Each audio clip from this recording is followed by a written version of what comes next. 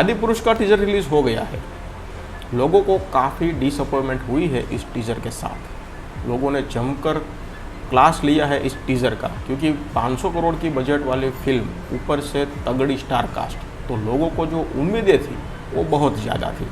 ऊपर से लोगों को इंतज़ार भी काफ़ी था, क्योंकि 2 बार फिल्म डिले हो गई है, तो इसलिए लोगों को इंतज़ार था कि भाई एक छोटा सा अगर टीज़र भी आ जाता है तो भाई हम लोग खुश हो जाएंगे।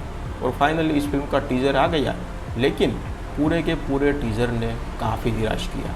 अब निराश किया है तो उसका रीज़न दोस्तों यहाँ पर सिर्फ और सिर्फ एक ही है, इसका जो VFX है वो काफ़ी ख़राब है। तो इसीलिए लोगों ने जमकर क्लास लेना शुरू कर दिया है। इतना जमकर क्लास लिया लोगों ने कि इसकी जो VFX कंपनी, यानी कि अजय देवगन की जो कंपनी है NY VFX वाला, उन्होंने ऑफिशियली अनाउंसमेंट कर दिया कि भाई आदिपुरुष का जो टीज़र है वो हम लोगों ने आदिपुरुष का जो VFX है वो हमारी कंपनी ने नहीं दिया है। तो अब तक जो भी सिलसिला चल रहा था, अब तक जो भी बातें चल रही थी, वो दर्शकों की ओर से चल रही थी कि भाई टीज़र ऐसा लगा, टीज़र में ये है, टीज़र वो है। अभी तक मेकर्स की ओर से कोई भी प्रतिक्रिया नहीं आई थी, लेकिन अब फाइनली फिल्म के जो डायरेक्टर ओम राव थे उनकी ओर से एक प्रतिक्रिया आई है। तो इंडियन एक्सप्रेस उनके साथ बात करते हुए ओम राउत ने कहा कि वो आदिपुरुष के टीज़र की प्रतिक्रियाओं से काफ़ी निराश है, लेकिन साथ ही वो हैरान नहीं है, क्योंकि ये जो फिल्म है वो सिर्फ और सिर्फ बड़े पर्दे के लिए बनी है।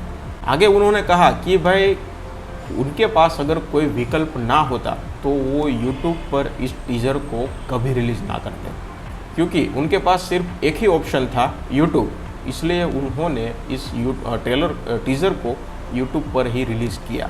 आगे उन्होंने ये भी बताया कि YouTube से ही हम ज़्यादातर दर्शकों तक पहुंच सकते हैं।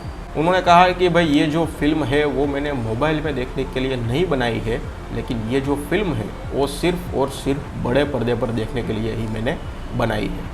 तो भाई बात यहाँ पर सीधी सी है कि उन्होंने कहा है कि ये जो फिल्म है वो मोबाइल के लिए नहीं है, लेकिन बड़े पर्दे के लिए है। तो भाई देखते हैं फिल्म रिलीज़ होती है तब बड़े पर्दे पर हमें क्या कुछ नया देखने को मिलेगा, क्योंकि छोटे पर्दे पर तो हमें ये जो आप अभी तक जो टीज़र देखा है वो तो बिल्कुल पसंद ही नहीं आया है।